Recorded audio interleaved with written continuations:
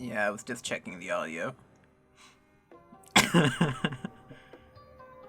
Okay, I'm good. Three, two, one.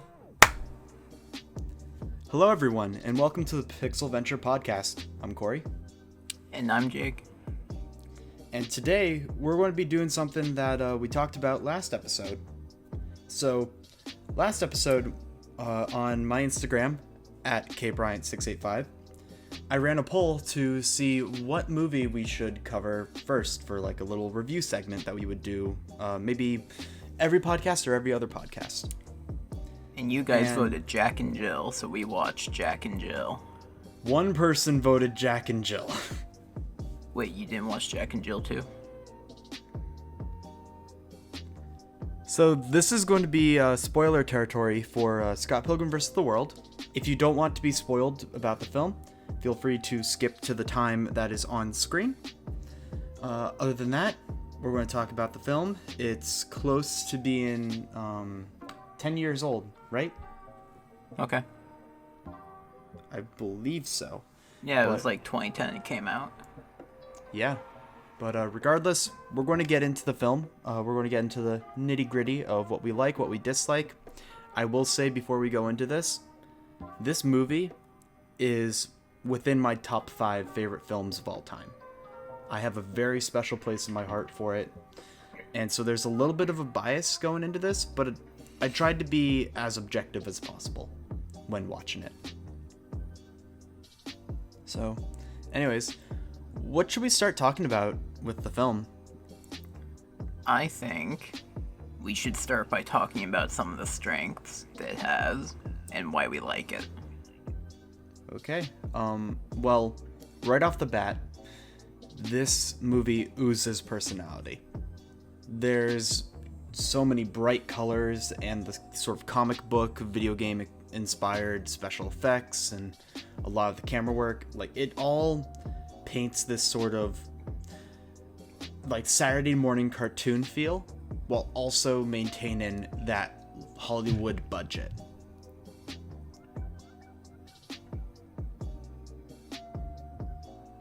And that's it. And now we can go on to the negatives. God damn it. I was like waiting for you to like continue, and then you were silent for a bit, and I'm like, oh god, he's going to make a fucking joke. I mean, yeah, it definitely has a lot of character, and it's very unique in the style that it was made in, with like it's live action, but has all the comic book styled punchlines and everything like that. One detail actually with the production of the film is Brian Lee O'Malley, the guy who created Scott Pilgrim vs. the World and Snot Girl and other comics over the years. He had direct influence over the film. He helped make the storyboards, which were pretty much directly lifted from the books, and helped out with sort of camera type stuff where it's like, this is how the camera should move from point A to point B. Like during fight sequences, you can tell that the camera work is very intentional. It's not just shaky for the sake of being shaky to make things feel quote unquote more intense. There's a lot of thought that goes into everything with this film, as far as the way characters interact, the way they look, the outfits they wear. When you see a character in this film, you can get immediately the type of personality that they have. Because you look at Scott, who wears these little wristbands and graphic t-shirts and things like that. And you can kind of get a vibe of what kind of person he is. Same with Ramona, with her hair and the general outfit that she wears. And I like when a movie can tell me a lot about a character without throwing it all at me. And that is something that they make fun of, because this movie is, and this whole franchise is technically a parody on films, TV, video games, comics, all of that. It's like a love letter to those who grew up in that sort of media space. And you can see that throughout the film with like a lot of nods to games and movies. Hell, there's a whole sequence where they use Seinfeld sound effects, which I think is very well done. Mm-hmm. And I would say that it's just a very entertaining movie overall. Like, it's the kind of thing that, like, you can put on anywhere and pretty much everyone will be able to enjoy just because it's very visually engaging. The sound effects really work with it, and, like, the choreography in general of, like, the fights and stuff is pretty well done. And the best thing I think about this film is that, so I'm someone who read all of the comics and everything that's related to Scott Pilgrim. You have not. And yet I feel like we both have the same level of enjoyment from the film, because the film is just that. You can sit down and watch it and not know anything about the franchise and be like, yeah, I had fun with that. Because they engage in action, the way the characters interact, the snarky humor, which is pretty universal. In a similar way, I think it mimics, like Marvel movies in that sense, where, like, when it's just, like, action, like, you don't really need to know, like, what's going on to enjoy what's happening, but if you do know the story, then it's that much better. Yeah. Of course, there are a lot of things from the comics that did not translate to the film, but that's so that it would work better with a general audience and also budget, because there are a lot of things that happen in the book, like backstory on how Scott ended up with Kim initially. And that is kind of like, they reference it in one scene, but they don't show the whole sort of sequence that led to that, which kind of makes me a little sad, but also I completely understand. There's one other thing that I really enjoy about this film is the soundtrack. I think the soundtrack works so well for the film because the main character, Scott, he's in a band called the Sex Bob-Ombs. That's like a Mario reference for all of you epic gamers in the audience. Shout out to them epic gamers. Throw it in the chat. Epic gamer. Jesus Christ. But his band is purposely supposed to not sound professional at all and be very much a garage band. And a lot of the music in this movie have that sort of garage band feel. Like, because this movie is 3 different things. It's a revenge movie, it's a romance movie, and it's a, like, band movie. Because you have the band trying to move up in the world. You have Scott trying to fight all of Ramona's evil exes to try to win the title of being her boyfriend. And then you have just... Oh my gosh. I'm sorry. I've just lost my train of thought. But essentially, you have all these different pieces that are working together, and they mesh very well.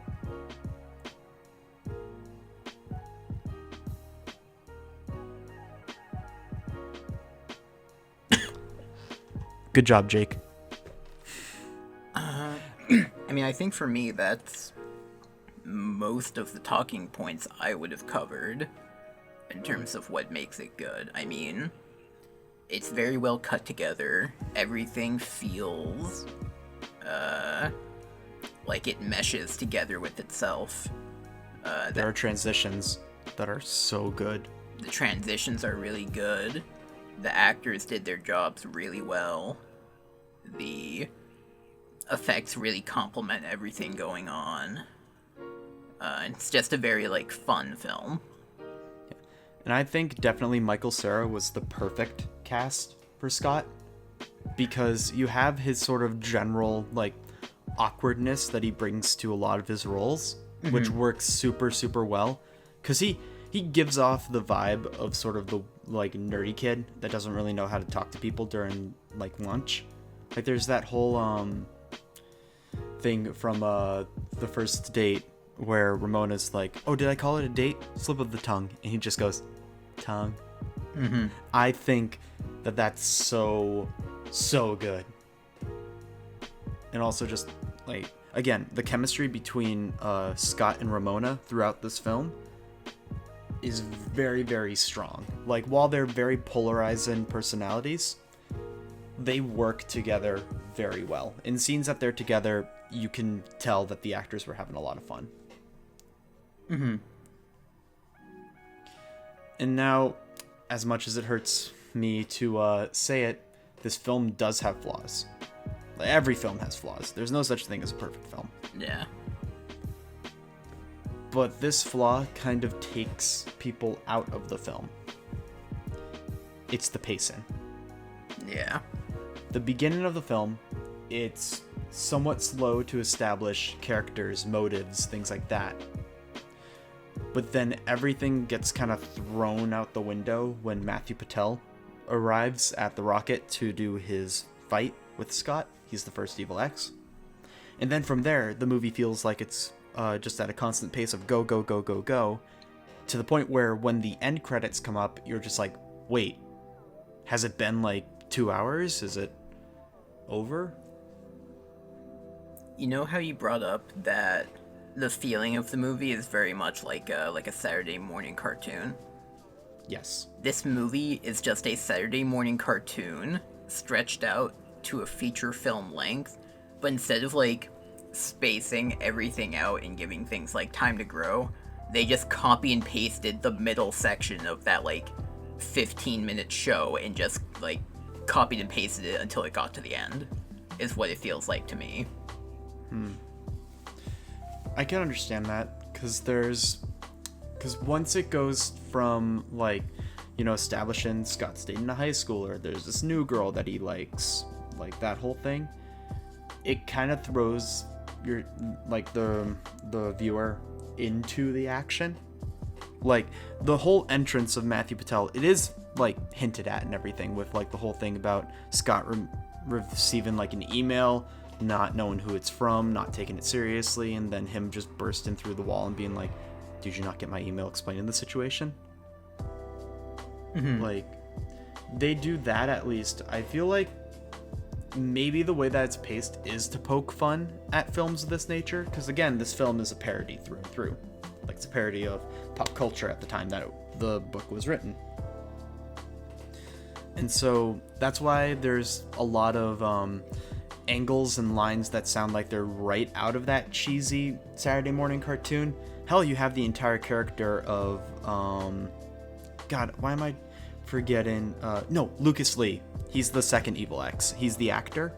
They purposely like framed him to be that asshole Hollywood like type acolyte, because that like was so prevalent in the early 2000s as like just a stereotype of Hollywood. Yeah. And then you have Todd, who's the vegan who has like psychic superpowers. And the whole explanation behind that is because curds and whey get like blocked in, will block up like certain parts of your brain, and that's why we only use like a small percent of our brain power.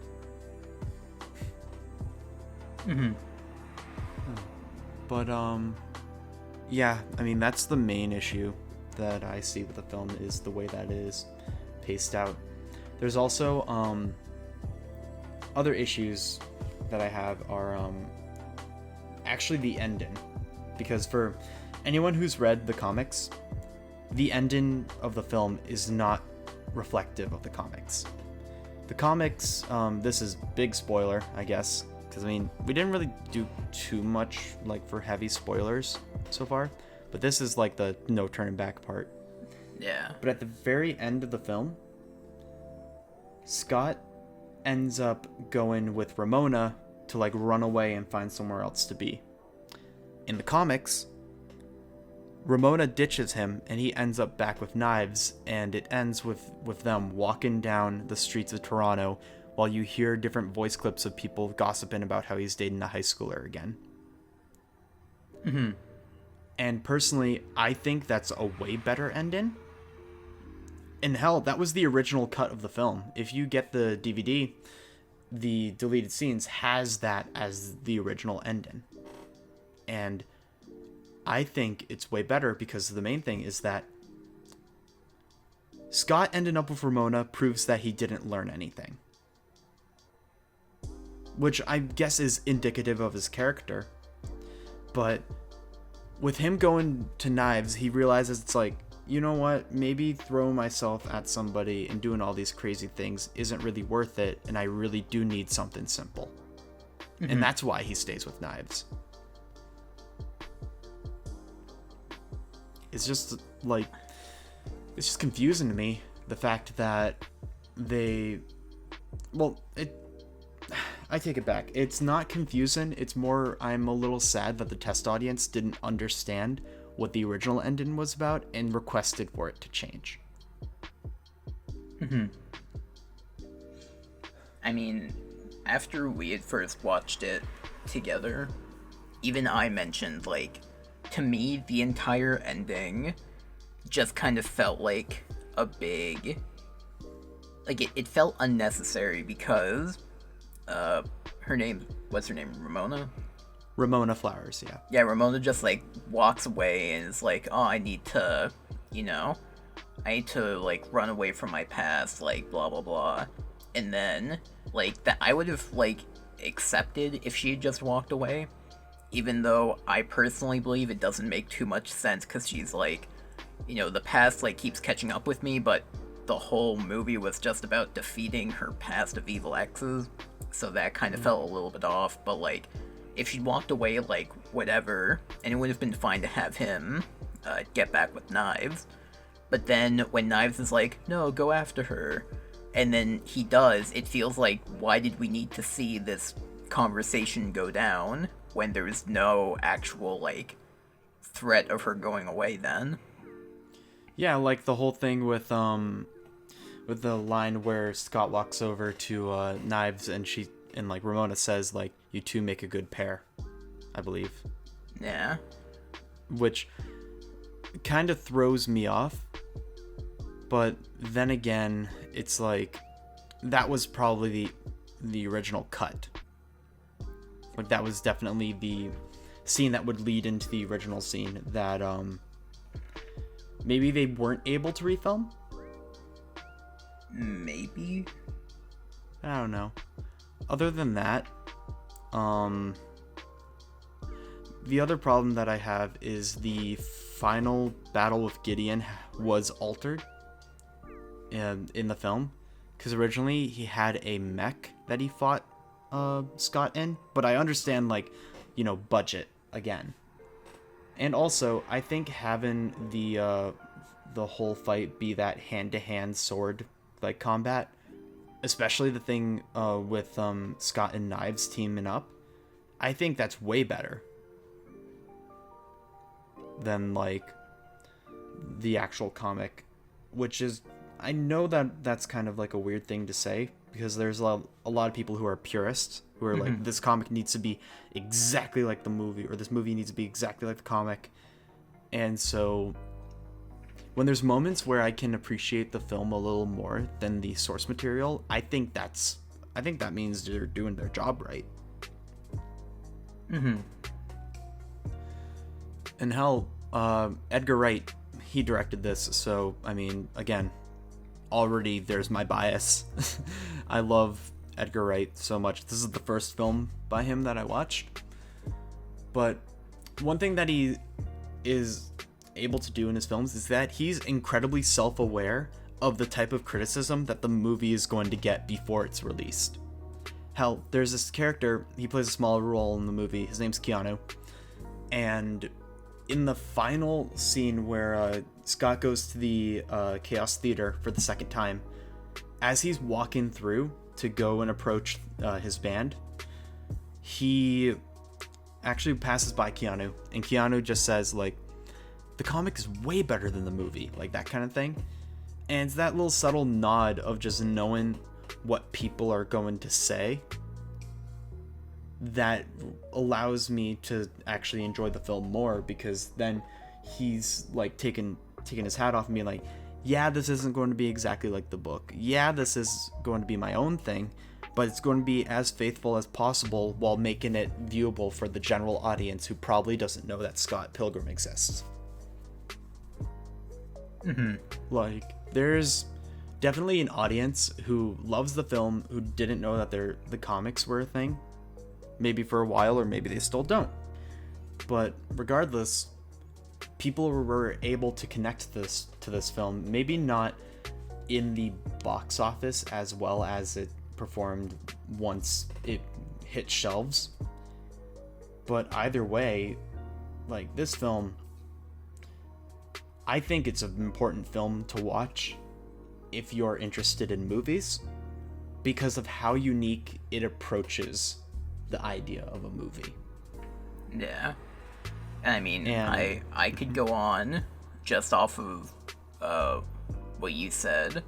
Like, I could go on for forever about, like, what makes a good like adaptation of a film, and like what. why don't we get into that?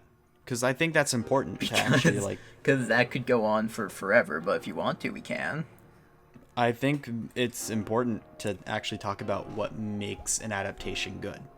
Because I feel like everybody has sort of different thresholds. Like, you have the purists who want everything to be exactly to the book, which was attempted by the movie Aragon. But to say if Aragon's a good movie or not, let's just say making the dragon actually talk was the worst decision that they made.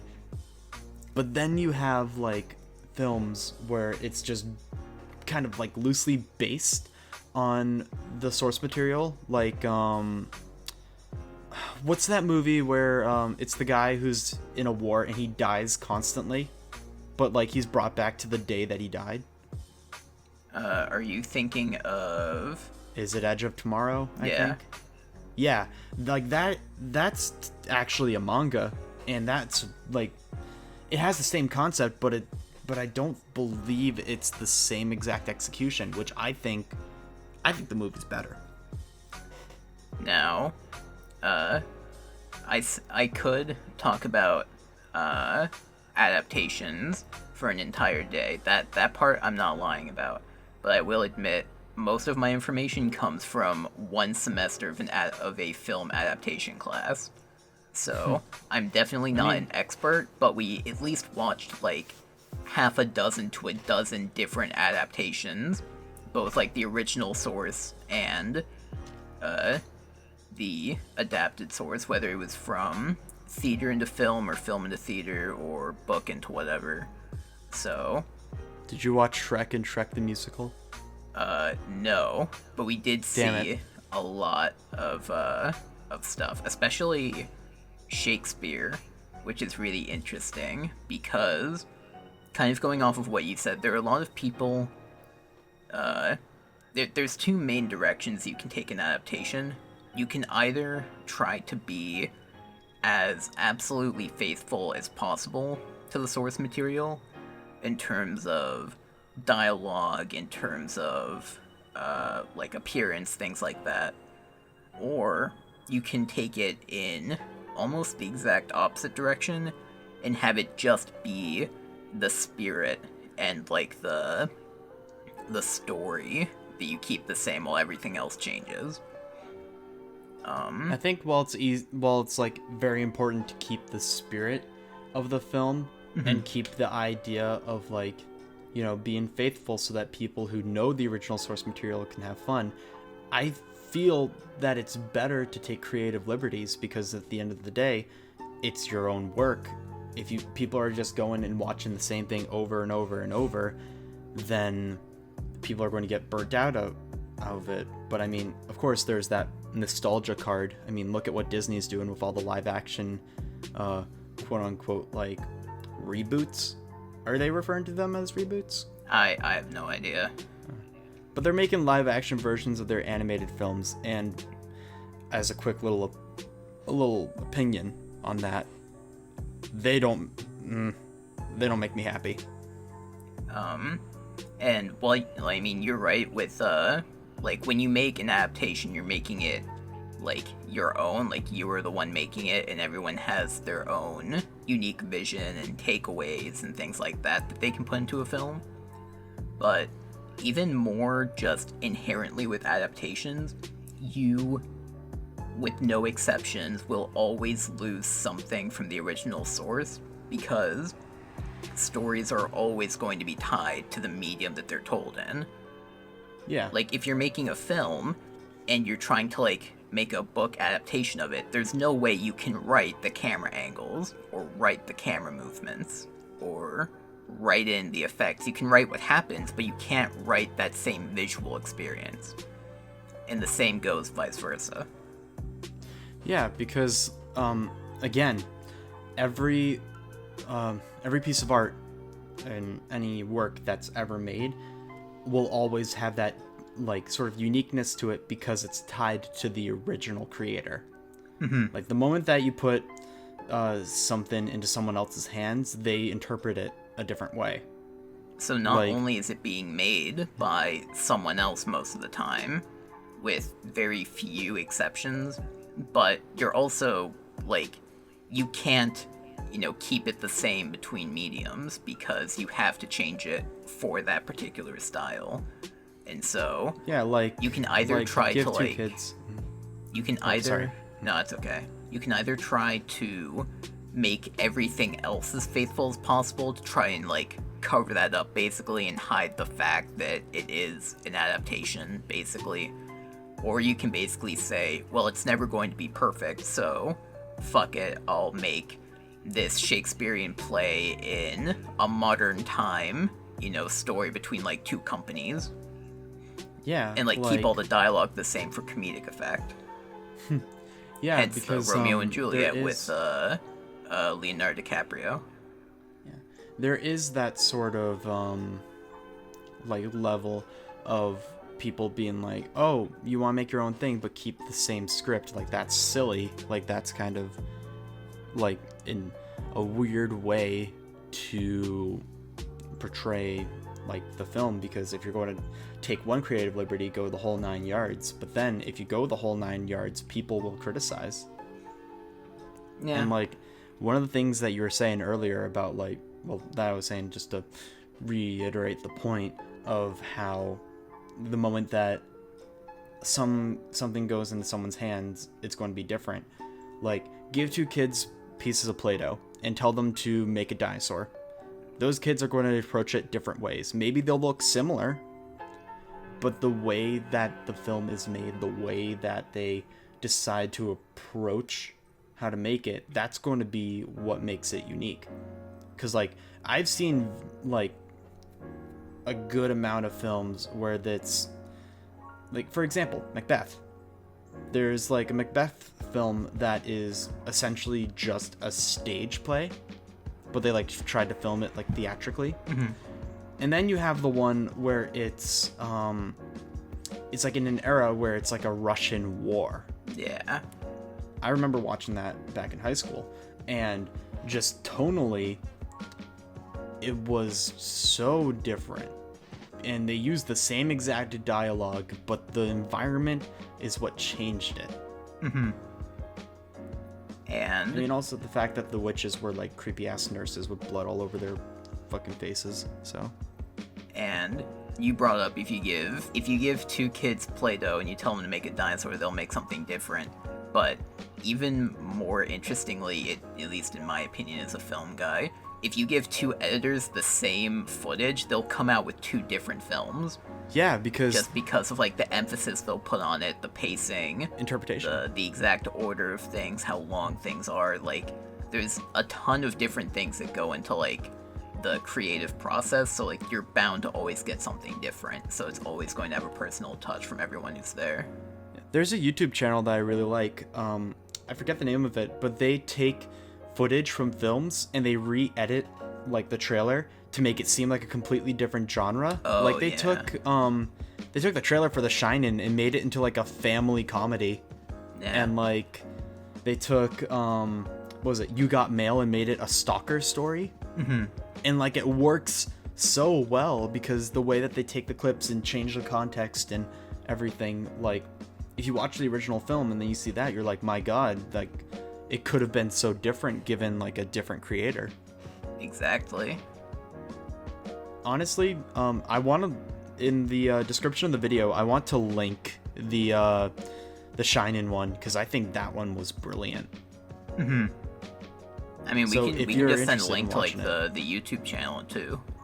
Yeah, like we should when we mention stuff that we think is cool and it's like on in an online space, we should totally have like a link dump where we put like certain things that we hit. Because I think that's like we make references and we do certain things like that maybe would fly over people's heads, or maybe people are more interested to check things out. So like if we mention games, we could throw on like Steam page or something like that. Mm-hmm. But yeah, no, I guess there's also another question when it comes to adaptations is how many are too many? Because you have like all of these studios who could easily make adaptations of the same stories over and over forever, which I mean, some may argue that they have been doing that. But like, what would even drive a studio to want to create something wholly, or well, not wholly original, because there's no such thing as originality. Sorry to break it to you folks, but something that would be unique. Why would someone want to push themselves to make something unique if the same formula seems to be so effective over decades? Well, the good thing about being unique is because it offers something different, and that's what most people try to strive for. But it's also a lot riskier than trying the tried and true method of just copying and pasting the same story. The entirety of A24. I mean, that's why you get like all of these remakes and reboots and, you know, adaptations like that. That's why like comic book movies are so big, because like people seem to like them, but they're just the same stories basically told in a film that like used to be in a comic book. I think that part of the popularity of superhero films is given a platform to heroes that people, or like to comics, where it was originally kind of a niche audience, and making it more of a general public type thing. Because it's weird to think that there is a point in time in like film history, and it's a very, very recently actually, where the idea of making a comic book based film is suicide. Because you look at films like Spawn and Blade, and how like maybe the first Blade performed pretty well, but the second one wasn't so lucky. Like the only exception I think of is Hellboy, and even then it like reached a very specific audience. Yeah. But now you have like people who've never read comic books or anything like that able to connect with Tony Stark and with Hulk and all those characters, and I think that's brilliant. I think that's just shows how much as like a society of like moviegoers we have changed if we're as accepting of new IPs and stuff like that. Like what's that new Marvel like movie that's going to be coming out? It's like the Elementals, the what's it called? It's with an E. I don't know. I didn't even know there was another Marvel thing. I don't know. But regardless, this is a franchise that they know for a fact has a very niche audience, and they're giving it a major blockbuster release. Like, that just shows how confident they are in their abilities to share characters that people normally would have forgotten about. But, oh man, regardless, you have films like, you know, the Marvel movies, which are systematic. I won't say they're all the same, but they're very systematic. They hit the same points, but they approach them differently. But then you have like movies like, have you ever seen Swiss Army Man with Daniel Radcliffe? I have not. It's a strange movie. I've seen like clips of it, and that's about it. Did you see the famous clip of how his dick is a compass? Yeah. Yep. But I wasn't a huge fan of the film, but I liked that it was unique enough and like confident enough with that it took that direction. And A24, like, say what you will, they will like go and greenlight a lot of different films. They feel like they're unique. Some are good, some are bad. I mean, there was the whole Office Battle Royale one, which was kind of or no, was that Blumhouse? I remember. I forget. But like, there are definitely like films where it's like, I don't know why that got money, and then you have Midsummer, and I'm just like, I can see why they got the money. I still have not seen it yet. I need to. It looks so good. It looks really good. Yeah. Because I guess we can jump over to actually talk about Midsummer for a bit. Or we could talk about the latest, hottest adaptation, Which is? The Witcher. You just wanted to get a tally. Got it. I mean, there is kind of stuff to talk about. Oh yeah, with the last time. with the creator not handling things online like most people can't. Yeah. All right, well, you'd probably be better suited to explain the situation because I'm not too well versed with it. So the short version of the story is, the way I can see it. The producer of the Witcher Netflix series, Lauren, she took to Twitter to talk about some of the criticism that the people had been getting about, especially like the race choices with the casting, that a very loud minority has been like actively complaining about. Most other people are either like it's an interesting choice, I would have rather had it like, stick to the original, appearances of the characters. And then you have people that are like, as long as they act well, I don't give a shit. But it's a vocal minority that is angry.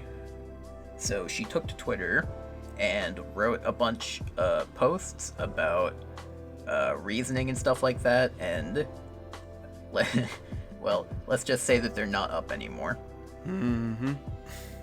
But luckily, because it was on the internet, things stay on the internet. So I've been able to find them again, and I can read through some of them if you would like to hear what she had to say. I mean, why not? Let's go for it. So I don't know the order because, again, they're not up anymore. But one of them was her talking about the casting, in which she said that they welcomed everyone and anyone to put themselves like forward to prove that they could embody the character, and like they were looking at all ages, all ethnicities. They were just looking at like the levels of talent, and that's all that they really cared about. Which, like, that's fine, right? Yeah. That's what like the people who are accepting it are trying to say. Like, it doesn't matter what they look like. It's just about like finding the best actors. I mean, that's whether kind they of were like big name argument. actors, or she even mentioned that like they were looking for like fans that happened to be like in Poland where they were filming as like extras or just like as characters in general. Like they were just looking for the talent. Yeah, I mean, that was kind of my argument, was the whole idea of just like getting people who are talented, but of course, like, she takes a spin on it that's not very good. I have a squeaky ass chair this time around. Jesus, do you hear that? I'll cut it out. It's real bad. And like, that would be a fine argument if that's where it stopped, but then she kept going. This is where the pitfall comes in. And she said, "We're making the show for 190 countries. In all creative adaptations, changes are made with the audience in mind. In the video games, Geralt and the other Witchers have American accents. That's not in the books, but the developers wisely knew they should appeal to a broader base." There is so much right about this, but it messes up. Yeah. because they're making the show for 190 countries. Congratulations. It's great that they have a wide audience like that. Like, that's actually good that The Witcher is able to, like, reach that many people. Yeah, because if anything, that just shows how universal the appreciation for the IP. Exactly. In all creative adaptations, changes are made with the audience in mind. We basically just went over that when you're making an adaptation, you have to make changes inherently. Just depends on how many you end up making. In the games, Geralt and the Witchers have American accents. And ignoring the fact that that's only in the English version, the English dub of the game. When it's dubbed in other languages that have, like, in the Japanese dub, it's Japanese accents, in Russian it's Russian, in German it's German. Yeah, it's localization. Ignoring technically, they don't have American accents, because in The Witcher, there is no America. They just have accents, and that's how they happen to sound. So that's, like, a little nitpicky, but, like, having American accents, like, in The Witcher, different places and different regions have different accents to denote where they're from. In, like, a southern territory called Toussaint, they have more French-sounding accents. In the Skellige Isles, in the Seafaring Nation, they have more, like, I think it's, like, Irish, Scottish, like, that kind of Gaelic accent. Even in, like, the mainland, like, you can tell differences in between, like, the peasants that have, like, their kind of scratchy, gravelly accent, then you have, like, the higher aristocrats that have their more sophisticated accents. And that's just how it denotes, like, where people are from. Yeah. Like... But, yeah. That's the thing, is that... I understand, or, like, her side of the argument, but the thing is that she's worded it so badly, and the fact that she kept going with it, that's the thing, is that when you hit the point that you need to, you just gotta stop. And, like, a lot of the times people forget to stop, and that's when you get shit like this. And then she keeps going and says that's not in the books, but the developers wisely knew they should appeal to a broader base. And considering the people are complaining about the Netflix adaptation because of, like, the particular ethnicities that they chose to cast, it strongly makes it sound like that she chose her casting to appeal for a broader base. Yeah, exactly. Which is exactly going against what she had just said about looking for talent. That pretty much just, like, it negates her entire argument. And that's what's frustrating, is that... And the worst thing is that she deleted it, which could mean two things. One, she's realized that she's in the wrong and she's being hypocritical and now is taking time to reflect. Or she just is ignoring all criticism, and that kind of scares me. Like, either she deleted it, or I apparently just have no idea how to use Twitter.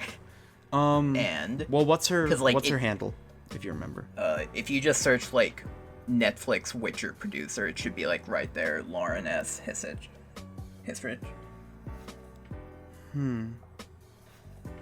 How recent was this? July 27th. July 27th. Let's see. Yeah. I tried looking at tweets. Yeah, replies. no, those are deleted. Yeah. Damn. Yeah, and there was one more that I found that I think is kinda, or there's a couple more, but yeah. She was talking about how, like, the books are, like, Polish and packed with, like, the Slavic spirit, basically, because it's a story based on Polish mythology and folklore written by a Polish dude, like, etc., etc. Yeah. And she says it was important to keep that same tone in the show, but with that in mind, she asked around and specifically notes that she especially asked her Polish friends whether Slavic culture can be reduced solely down to skin color. and says that the answer was a resounding "God, we hope not." Which, like, makes me think that, like, she doesn't quite, like, get why people are upset. That's like the black friend argument. I don't like it. Like, obviously you can't, like, reduce an entire culture down to color, but it's a combination of things that add to it. Yeah, Not to mention just, like, the sense of, like, when you have people in an area that, you know, live there and develop and evolve over time, they're going to be very similar, like, aesthetically. Yeah, and hell, culture is way more than just skin. It's like the food, the music, the atmosphere, like all of that stuff. There's so many different parts, and she's like trying to like reduce it down to, are you white? Like, the way, like, if you just ask someone, like, can you reduce the entire culture down to color, like, obviously people are going to say no. Yeah. Like, otherwise it's not even they're asking, like, racist. do you think it's important or anything, like, can you reduce it down? Like, no, of course not. But no one is saying that. People Yeah. are throwing it into everything. And, like, there's issues like, one of the characters that was casted with darker skin, their name's Fringilla, the character. Mm-hmm. Like, no, normally, like, that'd be fine. But, Wait, is she the elf? I think. no, she's just one of, like, the, sorceresses. Gotcha. And, like, normally, like, that would be fine, like, whatever. But things that become a problem is she is, I want to say, the cousin to, like, the queen of another country that is, like, very white. And it's like, how can you say that they're cousins when they look absolutely nothing alike? It's like that kind of thing. Yeah. Like, sensically, it doesn't quite fit. Yeah, I think I'll just, like, stop it there with the tweets, because, like, there are more, but, like, we've definitely gone over a few. Yeah. Since, I mean, see, we're saying all of this, but I know for a fact I'm going to watch the series. Yeah, exactly. I Like- am not going to, you know, take back that statement I made a few episodes ago. Like, I'm still gonna watch it. Yeah, there's no reason for me to boycott, because like that's the thing, is that I know a lot of people are just going to be like, oh, we need to cancel this series, make a petition, Netflix, do it. But the thing is that like that's like the whole idea behind the Game of Thrones like final season debacle. I still think Game of Thrones, all things considered, is a great series.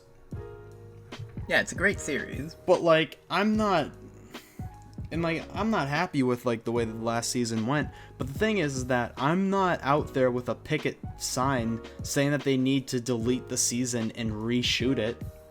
Yeah. Like, I can choose to not like watch the season or to just not agree with what they're doing. But the thing is that I'm not flat out doing the whole cancel culture thing.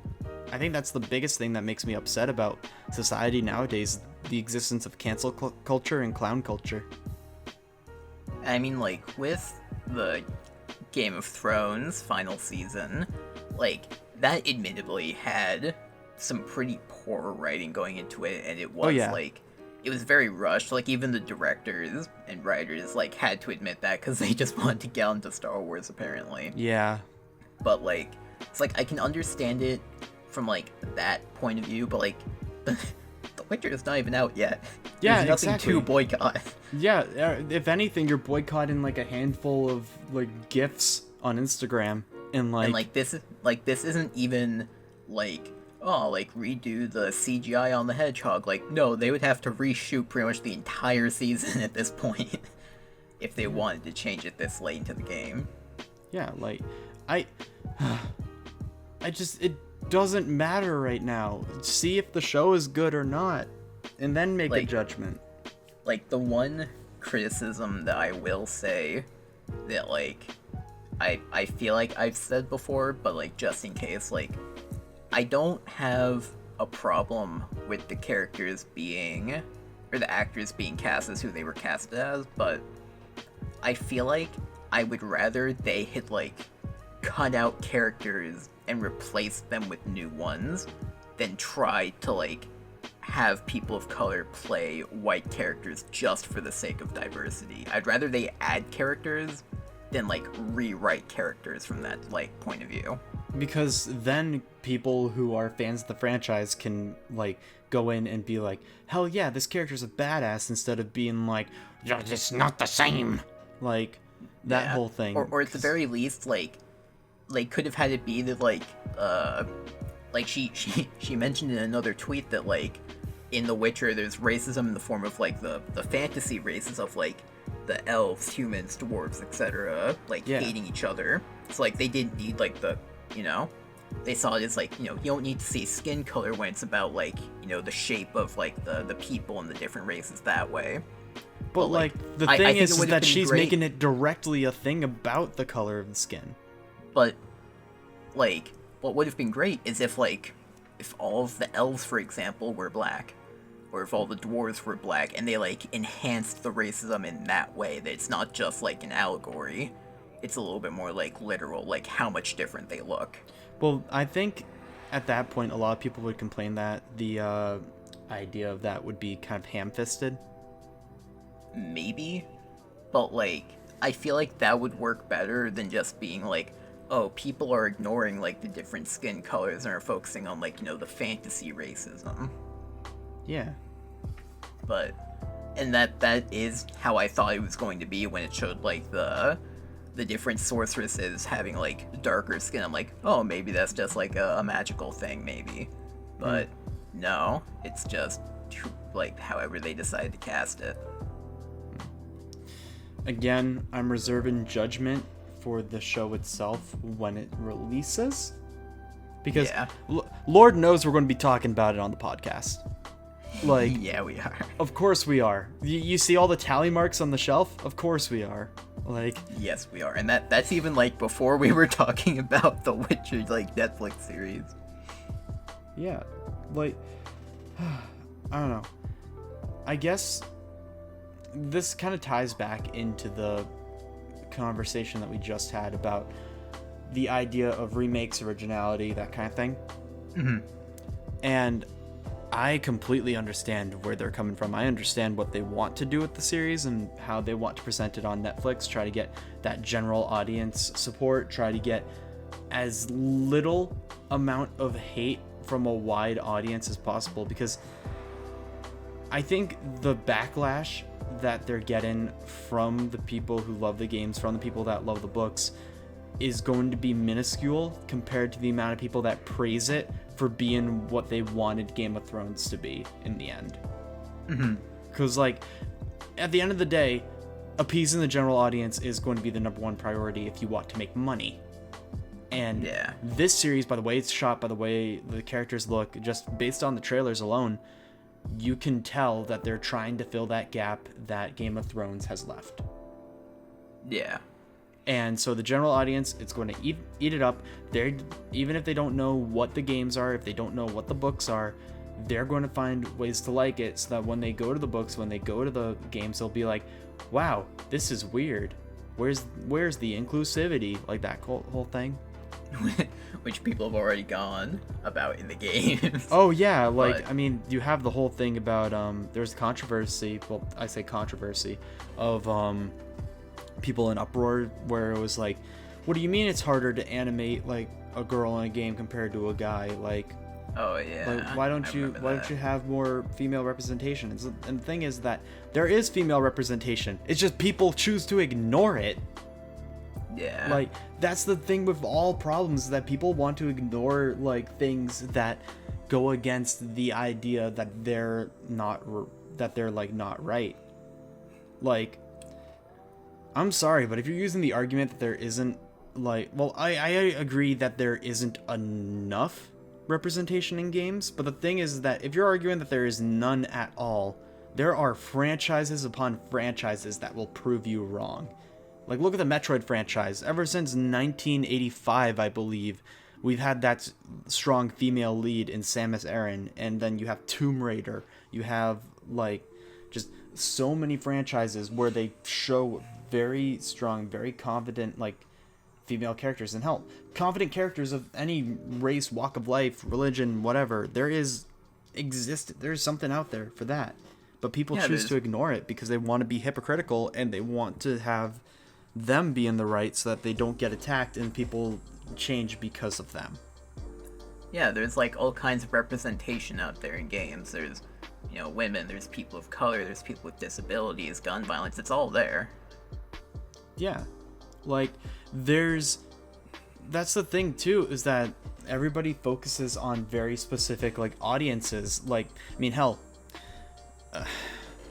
just because I don't really want to, like, talk too much about this because I really don't want to get political again. But the whole, with the shoot-ins that have been happening recently. Yeah. And how immediately people jump on the bandwagon being like, it's because of games.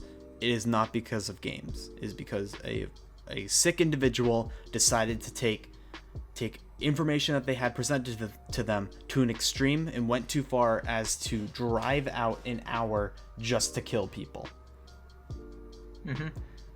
Games, whether or not people play games, that does not determine whether or not they're going to be, like, prone to violence. What happens is there's someone who's mentally ill, who has access to said weapons, who has intent behind those actions, and will just throw themselves and other people into danger, into, like, life-threatening situations just to prove a point. And if you look at all the information presented from the shooter, from everything else, you can tell for a fact that games are not involved. And, like, it doesn't even have to be political, because, like, people on both sides of the aisle will, like, say that games have nothing to do with it. The people who blame video games are, like, the baby boomers and up who, like, have never touched a video game. And they're like, oh, like, you know, this must be it. Like, look at all the violence here. Ignoring the fact that violence has been in movies and TV shows and books for literally forever. Yeah, like since apparently their it's creation. justified because it's like, apparently they're justified in their hatred because instead of movies and books, this is interactive. You're choosing to take the violent actions. That's And, like oh my aside God. from things like going on in, like, you know, the Middle East, for example, like, we didn't need video games to go to Vietnam. We didn't need video games to have 2 world wars or, like, any other war in history. Yeah, people It get just has pissed to and they be, shoot like- each other. That's Yeah. it. That's all it is. Yeah. It's people get angry and then they're just like, you know what? Instead of talking it out, how about a nice little firearm? Like, And if video games really caused violence, as I think we've mentioned before, like, gaming conventions would be full of murderers, and it would be Yeah, a it would- complete bloodbath. yeah, Not it to would mention be the a fact that, bloodbath. like, Americans don't play the most video games. That's South Yeah. Korea and Japan that have, like, virtually zero gun violence there. Yeah, like, I mean, one of my friends, his name's Sebastian. He grew up in Australia, and we were actually talking about this last night. He was talking about how there was only one mass shooting in Australia, and immediately after that, they banned, like, assault weapons. They had increased gun checks and things like that, and they've never had a problem ever since. Yeah. But the whole thing is that people here are like, they're going to take away our guns, they're going to take away our lives. Like, that whole shit. But the thing is that You have, like, usually... if you are conser- mentally sound, you should not be scared about losing your weapons. Like, you have the people who are, you know, usually conservative being like, but, like, you know, we have a right to preservation and we should be able to defend ourselves. It's like, what do you think the police are for? And if you don't trust the police, then that's that problem. Yeah. And Like, even you don't- then, it's not like, in a world of anarchy where everyone needs a gun to defend themselves. it's not even like a single side, like, argument thing. There are people all over the political spectrum who talk about, like, you know, being like, I need this to defend myself, and I'm like, from what? A fucking army? Like, okay, I'm perfectly fine with the idea of shooting ranges. I'm fine with the idea of gun collection and stuff like that. My Exactly. biggest issue is the lack of, like, just security that there is for, like, I'll put it this way. There was a tweet that I saw recently that actually really resonated with me, which is, I hate that we're in a society nowadays when someone asks, "Did you hear about that shooting?" and we have to say which one. Yeah. Because, I mean, like, I'm with like, you with, like, I would love to go to a gun range. I will admit that I like firing guns. They were really fun when I shot them at scout camp. I would never fucking own one because Yeah. I would have nothing to do with it. But I'd go to a range and, like, you know, go, like, on some practice dummies, but, like, that's it. I wouldn't even, like, go hunting with a gun. Like, I would have no point of having it. I've always wanted to go to a firing range. I feel like it would be a lot of fun, but again, like you said, like, if I bought a pistol, you know what it would do? It would sit in a drawer in my house and never be used. I understand the idea of having that security of, like, say maybe there's a home invasion and someone's life is being threatened. Like, God forbid there's a kid and they treat it like a toy. Yeah, no, like, my biggest fear, because, like, that's the whole thing where people are like, you can have a gun to defend yourself at your house, but if you do, you got to put the stock over there, you got to put the bullets over there, you got to put the gun over there. So what And you're how many telling people me, do you think actually follow that? And they're like, nah, not I'm a safe lot with of- guns. My family's safe. yeah, I taught Timmy how to fire an AK at age 4. He's got a shoulder like a bull. Like, I don't know. I just, again, like, that's. And, like, I I feel think like- one of my, a very interesting story was, wasn't one of the shootings at, I want to say, like, a mall or something? Yes, Because there was a story of a guy who, like, that was El legally Paso, had a- right? I think so. The guy had, like, you know, he was legally carrying a firearm, and he saw, like, these kids, and he was trying to, like, you know, get them to safety. But then, like, I think it was the police that showed up. They were, like, threatening to shoot him because he had a gun and was taking kids. But in reality, he was trying to get them somewhere safe. So when everyone has guns, how do you know who fired? That's the thing, Because too, you're looking for where the it's guy like- firing the gun, and when everyone has a gun around, who are you trying to find? I mean, hell, like, in New York, there was this guy who, he was, like, driving a motorcycle, and it misfired, and that sent mass panic through, like, Times Square. Exactly. Like, it's gotten to the point where people mistake misfiring of engines as a gun. And that's something to be terrified of these days, is the fact that there's, like, nobody has a concept or an idea of what safety is anymore. Everyone's always on a level. On a slightly different note, that kind of reminded me of when your birth family came to Boston and they thought they were hearing gunshots when it was just the radiator. Yeah, the radiator. Yeah, That's the thing, too, is that that's the kind of panic that we're in. Yeah. Like, we just assume that violence things are has gunfire been now. normalized. The idea of people dying has been normalized, which, I mean, I guess there has been that, like, sort of, like, notion in society. I mean, you have funerals, you have things like that. But the thing is that we have become so numb to the idea of people dying in shootings that it's gotten to the point where we don't even give thoughts and prayers. We just say, this shit's gotta stop, and then don't do anything about it. And this normalization has nothing to do with video games. Yeah, it has this absolutely is about nothing the to fact do that we with have video mass games. shootings literally enough for every day.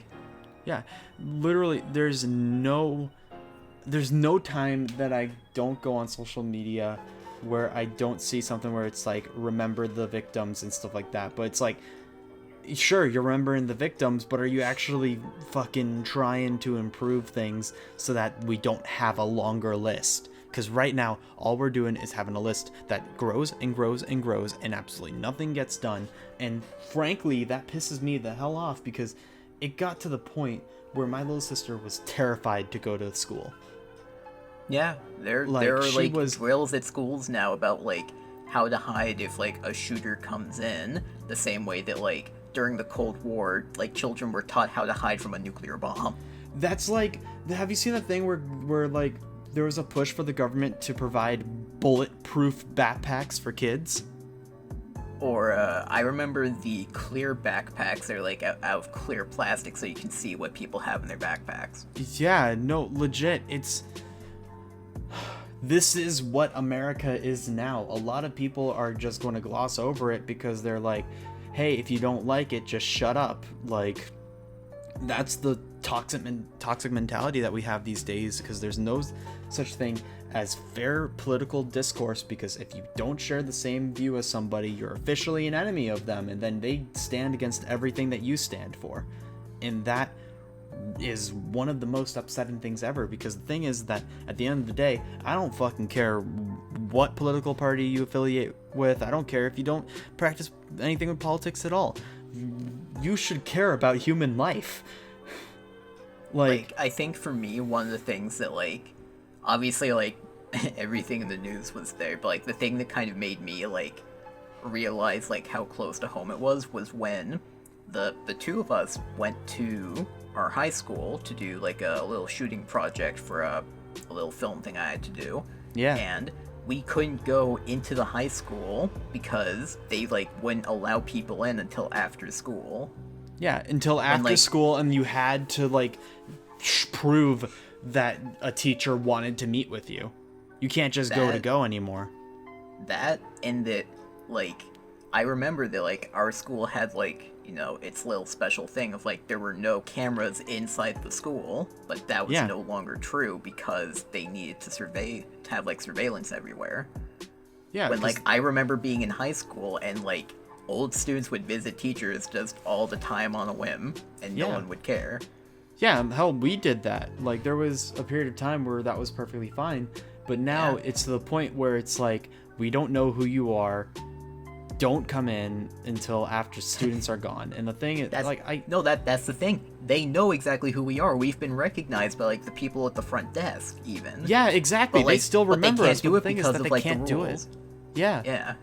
It's just become so unsafe and so scary for people to exist that it just, like, people are turning more to doing, like, homeschooling and stuff now because they're just terrified of endangering their, like, we are scared to endanger kids by sending them to school.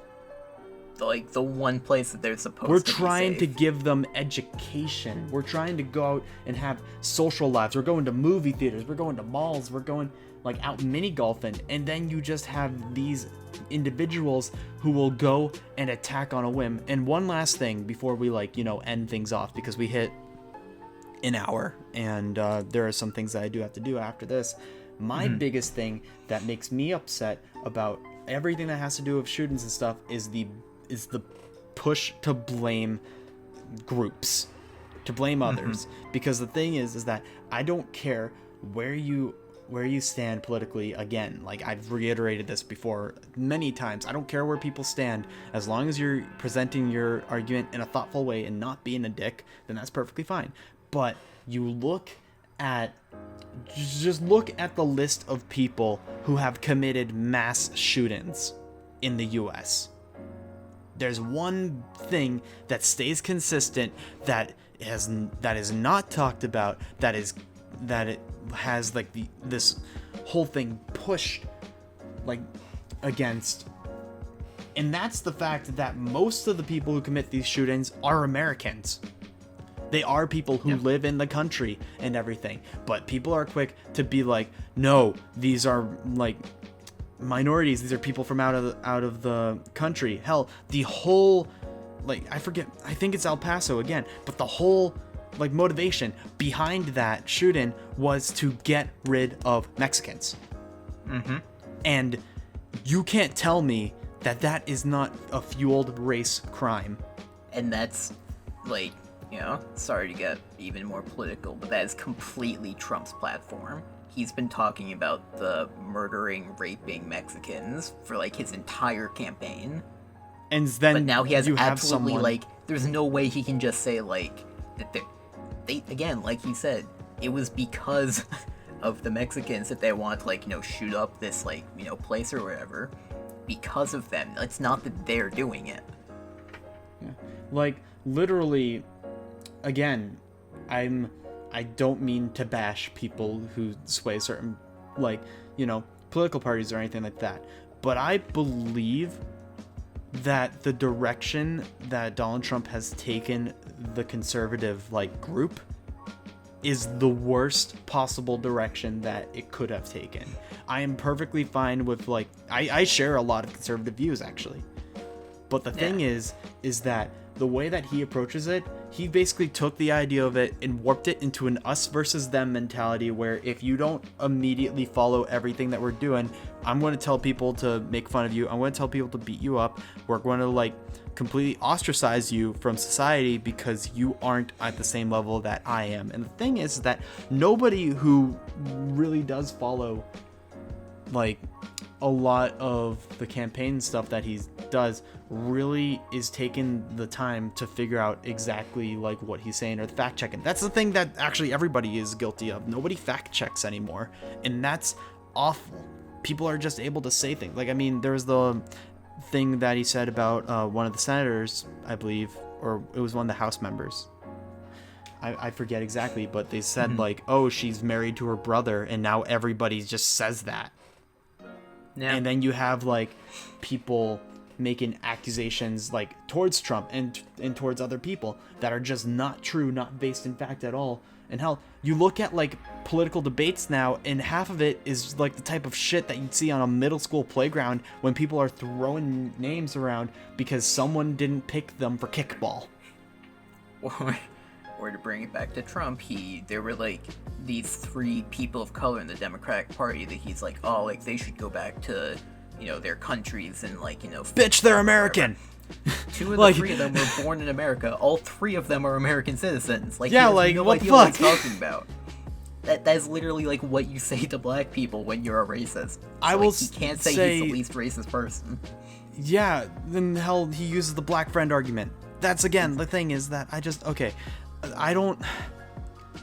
And just so people are clear, I'm in the party of nobody is smart. We're gonna all get left in the dust. The world will burn and fucking we'll all die, and the universe will be better off without us. Like, that's just. We're such a stupid species to be like so easily swayed into just being bitter towards each other that frankly nothing we do is ever going to be good. Yeah. But hey, you know what? I think that's a great note to end the podcast on. I would like to apologize for anyone who jumped into the podcast expecting us not to go on that rant, because we did. If you don't agree with the views that we have, that is 100% okay. Like, I'll make a little note on the screen that says politics incoming. Yeah, I give it like a little siren, like a. But like red, white, and blue siren. Go America. But like, again, see, the main thing is that we're speaking our minds right now about how we feel about this thing. That does not mean that I don't want to talk to people if they see something different. If they like something different, if they agree with something different. I want to talk. I want to have that discussion. I'm not going to demonize anyone for having a different view than me. Yeah, I just want views. Different views are good. They help find like a better medium than going with an extreme that's probably not going to work.